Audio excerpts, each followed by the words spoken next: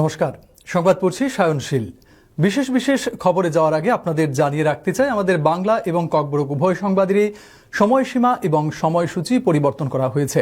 পূর্ব নির্ধারিত 6টা 15-র পরিবর্তে এখন থেকে বাংলা সংবাদ 7টায় এবং ককবরক সংবাদ 6:30-র পরিবর্তে সন্ধ্যা 7:30টায় সম্প্রচারিত হবে এবং প্রতিটি সংবাদই 15 মিনিটের পরিবর্তে 30 মিনিট সম্প্রচারিত হবে। সঙ্গে থাকুন এবং দেখতে থাকুন। চলে যাচ্ছি বিশেষ বিশেষ খবরে।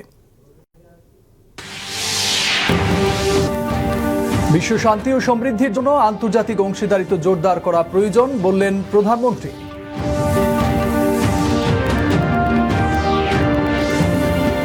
বিশালগড়ে পণ্ডিত দীনদয়াল উপাধ্যায়ের মর্মর মূর্তির উন্মোচন ও কালী মন্দিরের উদ্বোধনে মুখ্যমন্ত্রী।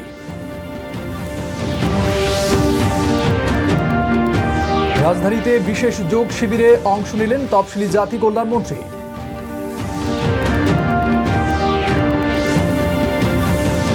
কৃষি জমি রক্ষায় প্রাকৃতিক ও জৈবিক চাষে গুরুত্ব আরোপ কৃষিমন্ত্রীর।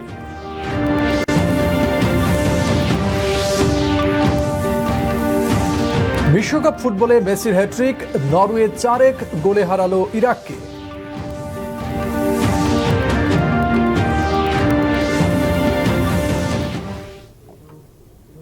এবারে বিস্তারিত সংবাদ।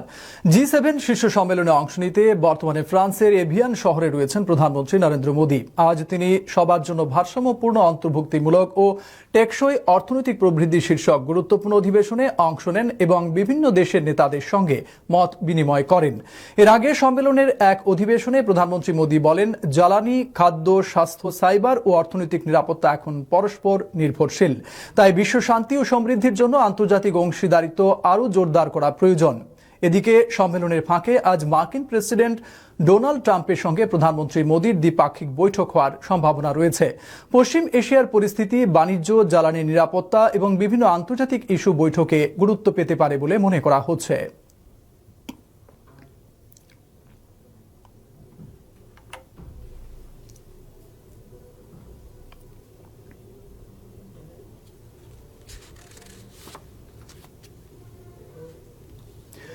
ডিডি ত্রিপুরার বাংলা ও ককবরক সংবাদের সময়সীমা বৃদ্ধিতে সন্তোষ প্রকাশ করেছেন রাজ্যপাল ইন্দ্রসেনা রেড্ডি নাল্লু এবং মুখ্যমন্ত্রী ডাক্তার মানিক সাহা।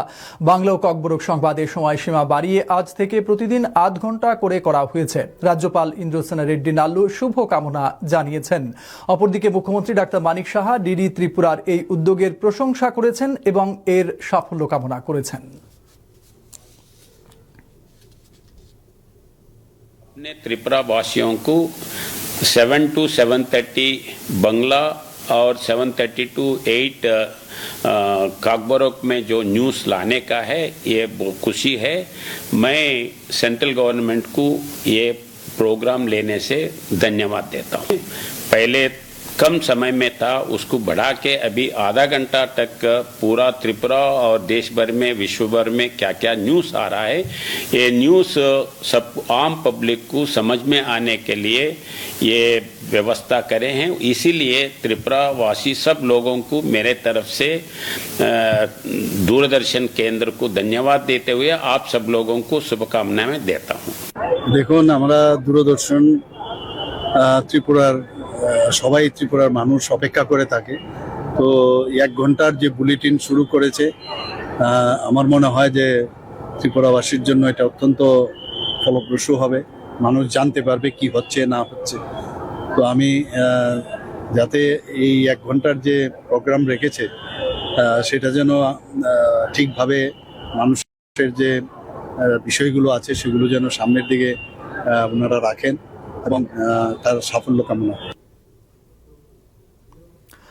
উন্নয়ন, ঐতিহ্য একসঙ্গে নিয়ে তার কথা বলছেন প্রধানমন্ত্রী নরেন্দ্র মোদী। তার দেখানো পথেই চলছে এই রাজ্য। আজ সিপাহীজলা জেলা বিশালগড়ে পণ্ডিত দীনদয়াল উপাধ্যায়ের মর্মর মূর্তির আবরণ উন্মোচন ও পুনর্নির্মিত দক্ষিণেশ্বরী কালী মন্দিরের উদ্বোধন অনুষ্ঠানে কথা বলেন মুখ্যমন্ত্রী ডাক্তার মানিক সাহা। এদিন বাইপাস ট্রাই জংশনে নির্মিত দীনদয়াল উপাধ্যায়ের মূর্তির আবরণ উন্মোচনের পর বাজার সংলগ্ন এলাকায় পুনর্নির্মিত মন্দিরটির উদ্বোধন করেন মুখ্যমন্ত্রী। তিনি অংশ নেন আয়োজিত যজ্ঞ ও পূজায়। অনুষ্ঠানে এছাড়া বক্তব্য রাখেন বিধায়ক সুশান্ত দেব, ছিলেন বিধায়ক অন্তরা সরকার দেব, জেলা সভাধিপতি সুপ্রিয়া দাস দত্ত সহ বিশিষ্ট জনেরা। আমরা সবাই মিলে একটা জোরদার করব। যে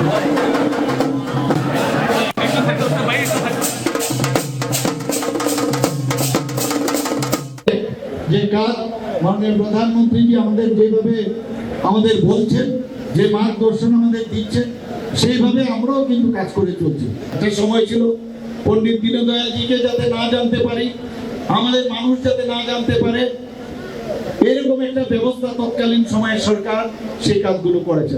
পথ দেখিয়েছেন তাদেরকে জানবার জন্য নেক্সট জেনারেশন যখনই এই বিশালগড়ের মুখের মধ্যে এই পণ্ডিত দীনদয়ালজি দেখবেন, একবার জিজ্ঞেস করবেন এটা কার মূর্তি। আগরতলা আদালত চত্বরে অগ্নিকাণ্ডের ঘটনা দুঃখজনক বললেন মুখ্যমন্ত্রী ডাক্তার মানিক সাহা। আজ আদালত চত্বরে অগ্নিকাণ্ডে ক্ষতিগ্রস্তদের সাথে কথা বলেন তিনি ও এলাকা পরিদর্শন করেন। ক্ষতির পরিমাণ নিরূপণ করে প্রয়োজনীয় সহায়তার আশ্বাস দিয়েছেন মুখ্যমন্ত্রী। অগ্নিকাণ্ডে ক্ষতিগ্রস্ত দোকানগুলো পরিদর্শনকালে উপস্থিত ছিলেন জেলা শাসক বিশাল কুমার, পশ্চিম জেলার পুলিশ সুপার নমিত পাঠক সহ অন্যরা।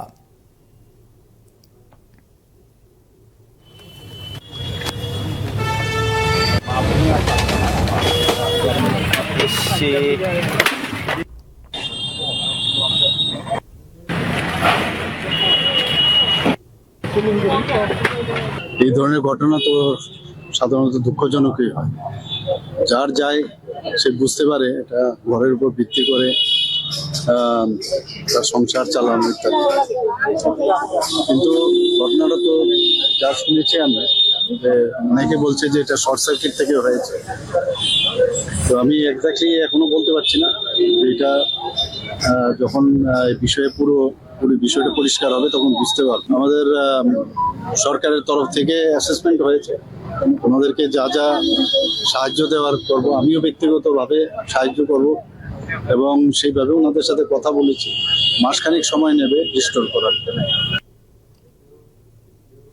কৃষি ও কৃষক কল্যাণ মন্ত্রী রতনলাল নাথ বলেছেন, কৃষি জমি রক্ষা করতে হলে প্রাকৃতিক ও জৈবিক চাষাবাদের দিকে আরও বেশি গুরুত্ব দিতে হবে। আজ উত্তর ত্রিপুরা রাগনা এইচ স্কুল কমিউনিটি হলে ক্ষেত বাঁচাও অভিযান এবং একদিনের জেলা ভিত্তিক প্রাকৃতিক চাষাবাদ কর্মশালার সূচনা করে তিনি একথা বলেন। জেলা কৃষি দপ্তর এবং কৃষি বিজ্ঞান কেন্দ্রের যৌথ উদ্যোগে আয়োজিত এই কর্মশালায় অন্যদের মধ্যে ছিলেন বিধায়ক জহর চক্রবর্তী, যাদবলাল দেবনাথ, জেলা সভাধিপতি অপর্ণা নাথ, জেলার উপ কৃষি অধিকর্তা পরিমল দেববর্মা প্রমুখ।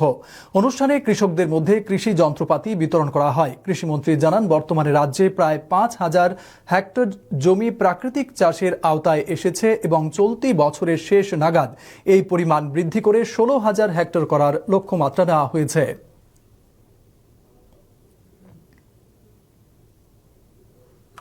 আমরা প্রাকৃতিক চাষ করছি, কিন্তু আমাদের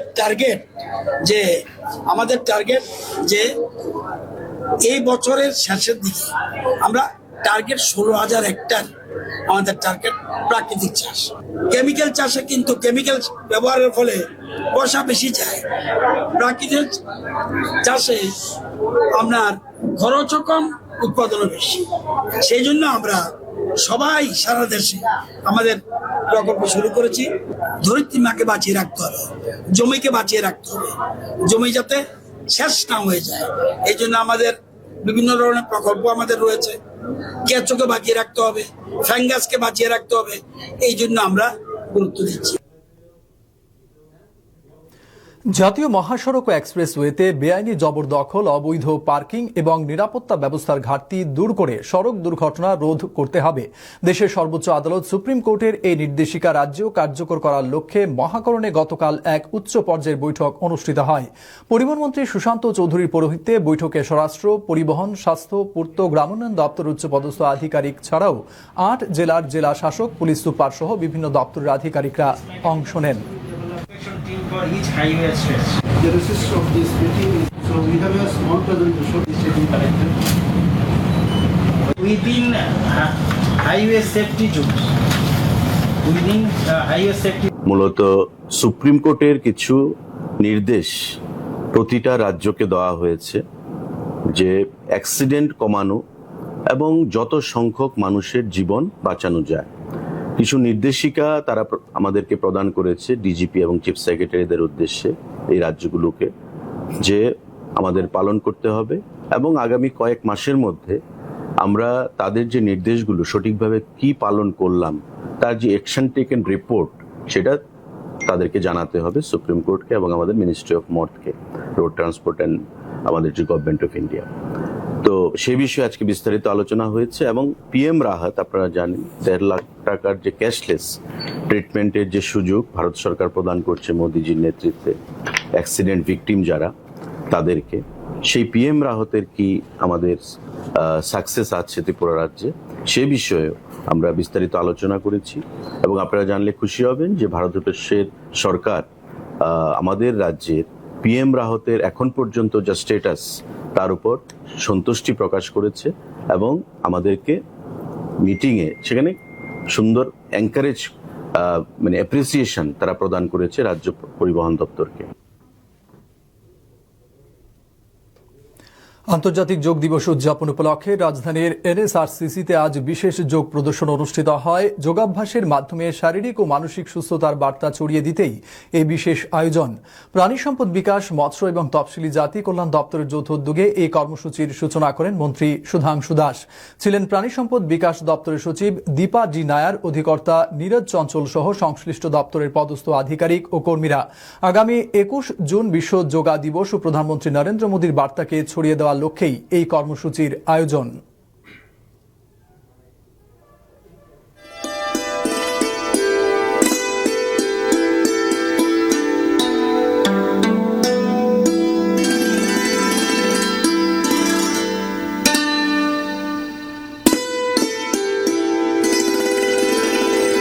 তো আসন্ন যোগা দিবসকে সামনে রেখে আজকে আমাদের 3 দপ্তর, ফিশারি,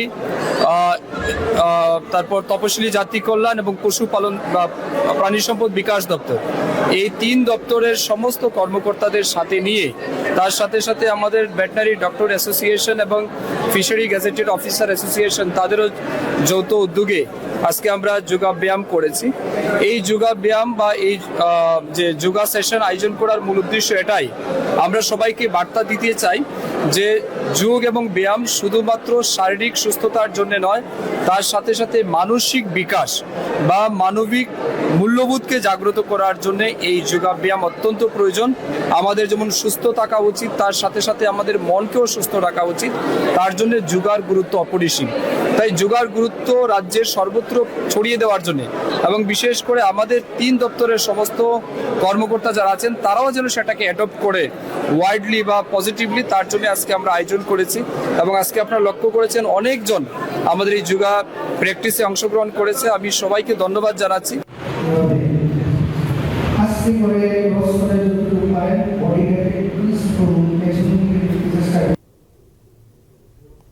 গ্রামীণ স্তরের ডিজিটাল সুশাসন ও স্বচ্ছতার জন্য জাতীয় ই গভর্নেন্স পুরস্কারের জন্য মনোনীত হয়েছে মোহনপুর ব্লকের বিজয়নগর গ্রাম পঞ্চায়েত। এই পুরস্কার প্রাপ্তি ত্রিপুরার গ্রামীণ উন্নয়ন এবং ডিজিটালাইজেশনের ক্ষেত্রে একটি বড় সাফল্য। একটি প্রতিবেদন।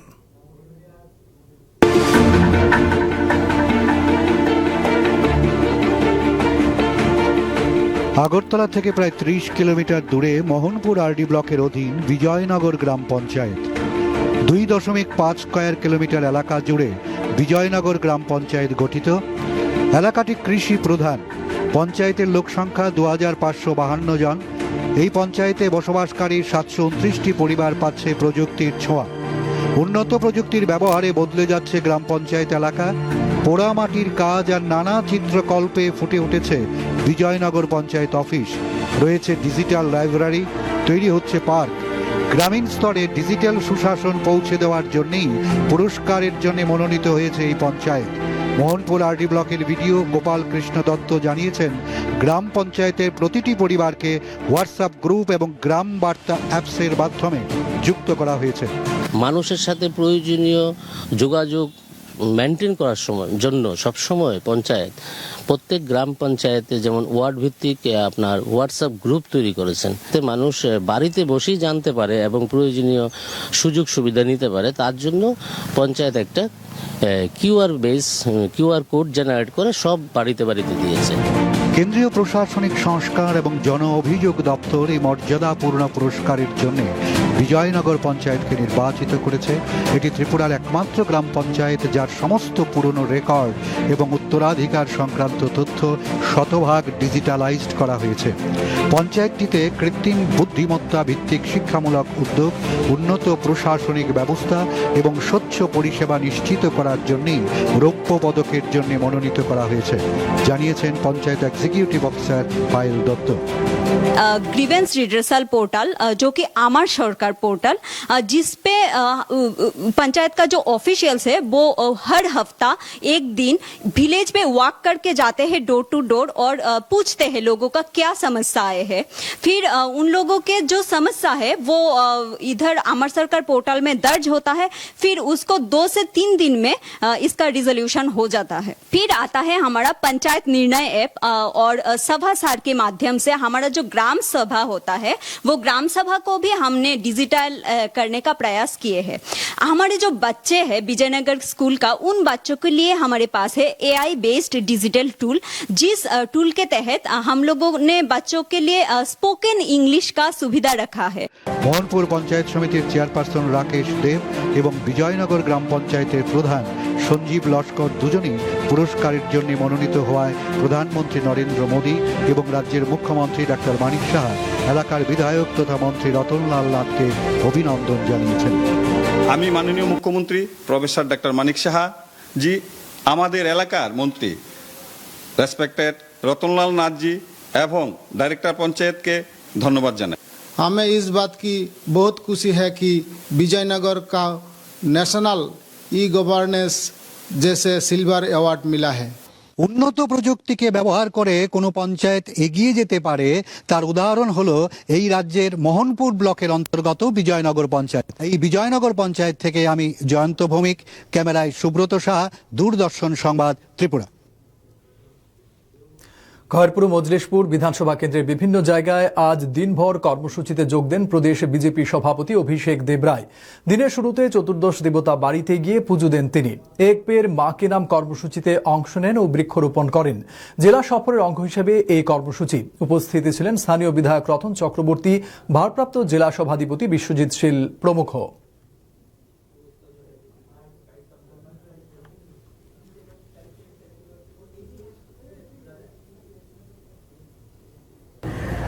যারা পুরনো কার্যকর্তা এবং বরিষ্ঠ ব্যক্তিত্ব আছে তাদের সঙ্গে আলাপচারিতা হবে, আইটি, সোশ্যাল মিডিয়া নিয়ে আলোচনা, সাংগঠনিক সমস্ত বিষয় নিয়ে একটা পর্যালোচনা। মোদীজি যে স্বপ্ন দেখেছেন যে বিকশিত ভারত, সেই লক্ষ্যে সাংগঠনিকভাবে তৃণমূল স্তর পর্যন্ত আমাদের যে সিদ্ধান্ত, আমাদের পার্টির যে গঠনতন্ত্র সেটাকে পৌঁছে দেওয়া, সে লক্ষ্যেই আমাদের এই প্রবাস কর্মসূচি। কর্মীদের সাথে আলাপচারিতা, আগামী দিনের রণকৌশল, এবং আমরা যে কোনো কাজ শুরু করতে গেলে প্রথমে পুজো দিয়ে শুরু করি, তাই 14 দেবতা মন্দিরে প্রথমে সকালে আমরা পুজো দিলাম। মাদকদ্রব্য অপব্যবহার ও অবৈধ পাচার বিরোধী দিবসকে সামনে রেখে নেশামুক্ত ভারত সপ্তাহ উদযাপন উপলক্ষে বিভিন্ন জনসচেতনতামূলক কর্মসূচি গ্রহণ করেছে দক্ষিণ ত্রিপুরা জেলা প্রশাসন। আজ থেকে আগামী 26 জুন পর্যন্ত চলবে এই কর্মসূচি, বলেছেন দক্ষিণ ত্রিপুরা জেলা শাসক মোহাম্মদ সাজ্জাদ পি। আজ জেলা শাসক কার্যালয়ে আয়োজিত সাংবাদিক সম্মেলনে তিনি মাদকাসক্তি থেকে মুক্তির জন্য জাতীয় ডি অ্যাডিকশন হেল্পলাইন 14446 ব্যবহারের পরামর্শ দেন। সাংবাদিক সম্মেলনে অন্যদের মধ্যে ছিলেন পুলিশ সুপার মৌর্য কৃষ্ণচন্দ্র, অতিরিক্ত জেলা শাসক শান্তিরঞ্জন চাকমা সহ জেলা ও পুলিশ প্রশাসনের পদস্থ আধিকারিকরা। ত্রিপুরা শান্তিনিকেতন মেডিকেল কলেজে এক তরুণীর মৃত্যুর পর তার বাড়িতে গেলেন রাজ্য বিজেপির এক প্রতিনিধি দল। সেখানে গিয়ে মৃতার পরিবার পরিজনদের সাথে কথা বলে বিস্তারিত অবহিত হন। পরে রাজ্য বিজেপি কার্যালয়ে সাংবাদিক সম্মেলন করে দলের মুখপাত্র সুব্রত চক্রবর্তী বলেন, ইতিমধ্যেই মুখ্যমন্ত্রী ম্যাজিস্ট্রেট পর্যায়ের তদন্তে নির্দেশ দিয়েছেন। মৃতার পরিবারের পক্ষ থেকেও নিরপেক্ষ তদন্ত হবে বলে আশা ব্যক্ত করা হয়েছে। সুব্রত চক্রবর্তী জানান, দোষী প্রমাণিত হলে কাউকে রেহাই দেওয়া হবে না। এই ঘটনা নিয়ে সিপিআইএম রাজনীতি করছে, তা কাম্য নয়। বিভ্রান্তি ছড়ানোর রাজনীতি থেকে বিরোধী দলগুলিকে বেরিয়ে আসার কথা বলেন তিনি। সঠিক তদন্তেই সবকিছু বেরিয়ে আসবে। সাংবাদিক সম্মেলনে উপস্থিত ছিলেন সহ সভাপতি তাপস ভট্টাচার্য, মিডিয়া ইনচার্জ সুনীত সরকার।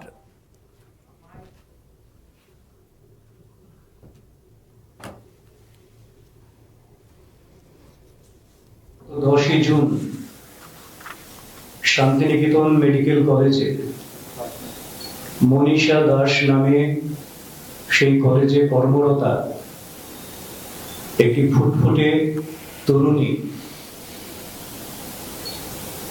অকালে অস্বাভাবিক মৃত্যুর কোলে ঢলে পড়েছে। 4 জনের একটি প্রতিনিধি দল প্রয়াতা মনীষা দাসের বাড়িতে যান। পূর্ণাঙ্গ তদন্তক্রমে সঠিক ঘটনা কি হয়েছিল সেটা বেরিয়ে আসবে। আর কোথাও যদি কারোর দ্বারা বা কেউ কোনোভাবে যদি এই ঘটনার সঙ্গে যুক্ত থাকে, যথাযোগ্য তার ব্যবস্থা হবে। রাজ্যের মাননীয় মুখ্যমন্ত্রী প্রফেসর ডক্টর মানিক সাহা মহোদয় ঘটনার সঙ্গে সঙ্গে পুলিশ প্রশাসনকে সম্পূর্ণ দায়িত্ব দিয়েছেন নিরপেক্ষ তদন্তক্রমে এই ঘটনার পূর্ণ বিবরণ সামনে আনার জন্য। এবং যদি দেখা যায় শান্তিনিকেতন কর্তৃপক্ষের কিংবা বাইরের কোনো না কোনোভাবে কেউ না কেউ যুক্ত আছেন, সেটাও যাতে পূর্ণাঙ্গ তদন্তক্রমে বেরিয়ে আসে।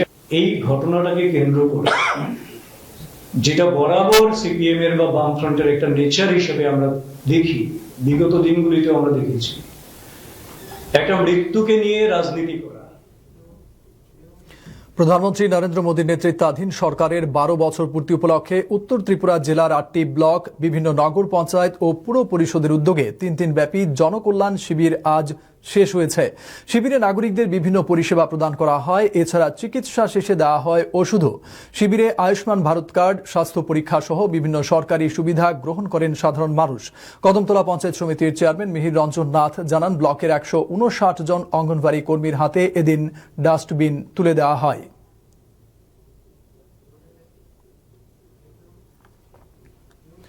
রাজ্যের মানুষের পাতে আরও বেশি দেশীয় মাছ তুলে দিতে এবং মাছ উৎপাদনে স্বয়ংসম্পূর্ণতার লক্ষ্যে নিরলসভাবে কাজ করে চলেছে মৎস্য দপ্তর।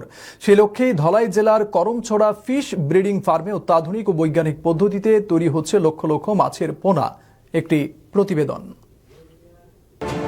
অ্যাসপিরেশনাল জেলা ধলাইয়ের করমছড়ায় 7 হেক্টর এলাকা জুড়ে গড়ে তোলা হয়েছে ফিশ ব্রিডিং সেন্টার।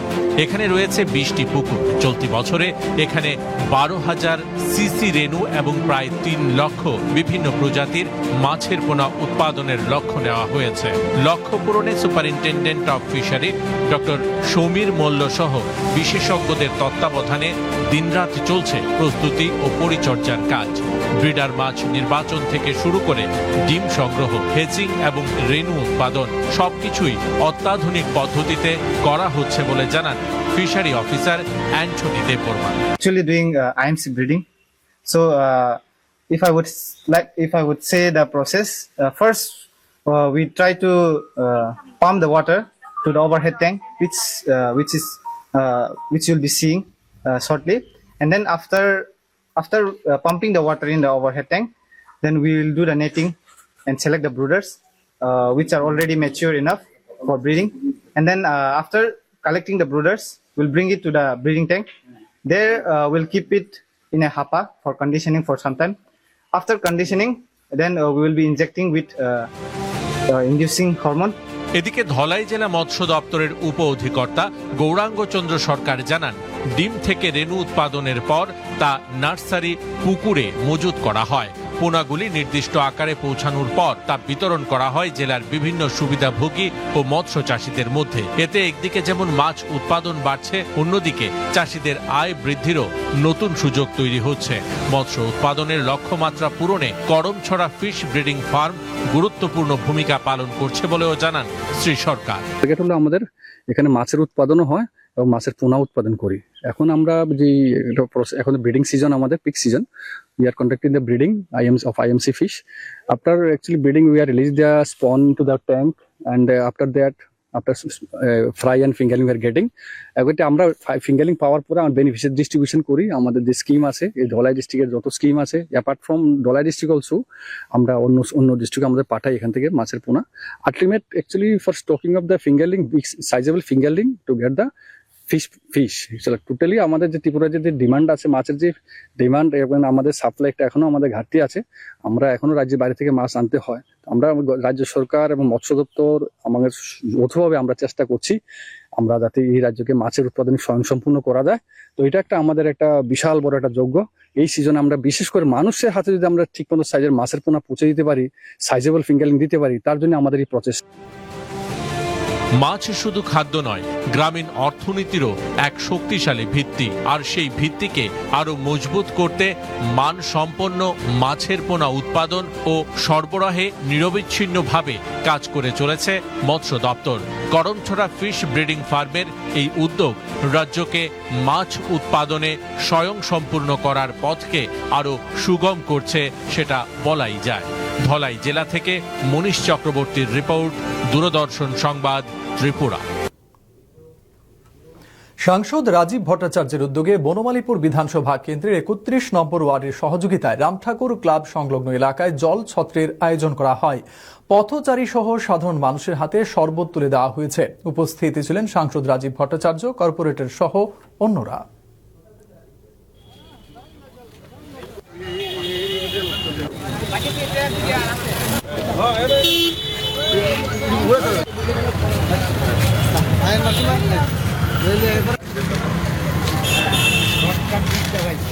তারা এই তপ্ত গরমে পরিশ্রম করেন, অক্লান্ত ইতিহাস সৃষ্টি করলেন লিওনেল মেসি। নিজের ২০০তম আন্তর্জাতিক ম্যাচে এবং বিশ্বকাপ ফুটবলে প্রথম হ্যাটট্রিক করে আলজেরিয়াকে ৩-০ গোলে পরাজিত করল আর্জেন্টিনা।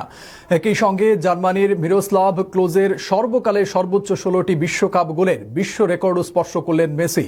প্রথমার্ধের ১৭ মিনিটে মেসির গোলে ১-০তে এগিয়ে যায় আর্জেন্টিনা। বিরতির পর ৬০ এবং ৭৬ মিনিটে পরপর আরও দুটি গোল করে বিশ্বকাপের হ্যাটট্রিকের অনন্য নজির করেন মেসি।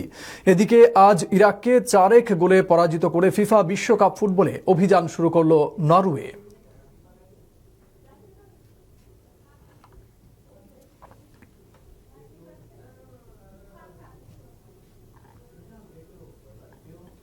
এদিকে আর্জেন্টিনার পক্ষে লিওনেল মেসির হ্যাট্রিক দলের আত্মবিশ্বাস আরও বাড়িয়ে দিয়েছে এবং শিরোপা লড়াইয়ে তাদের অবস্থানকে শক্তিশালী করেছে বলে অভিমত ব্যক্ত করেছেন রাজ্যের বর্ষিয়ান ক্রীড়া সাংবাদিক সরোজ চক্রবর্তী।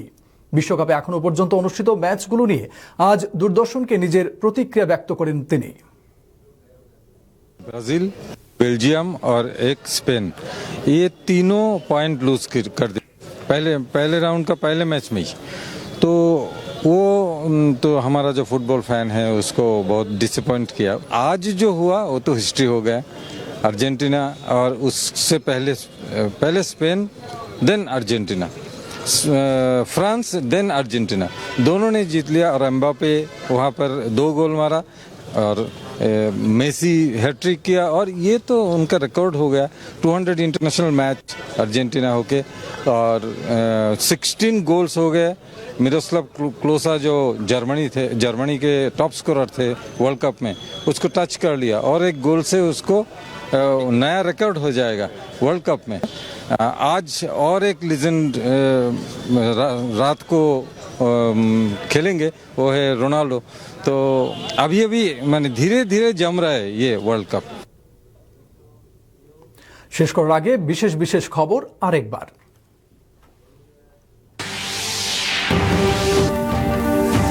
বিশ্ব শান্তি ও সমৃদ্ধির জন্য আন্তর্জাতিক অংশীদারিত্ব জোরদার করা প্রয়োজন বললেন প্রধানমন্ত্রী।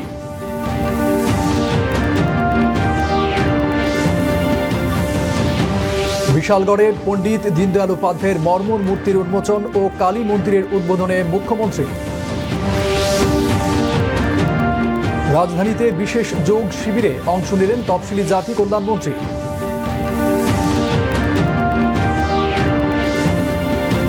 কৃষি জমি রক্ষায় প্রাকৃতিক ও জৈবিক চাষে গুরুত্ব আরোপ কৃষিমন্ত্রী।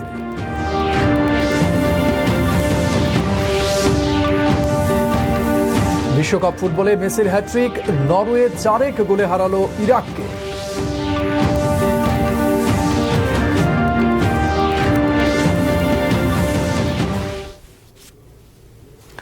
খবর আজ এ পর্যন্তই। নমস্কার, শুভরাত্রি।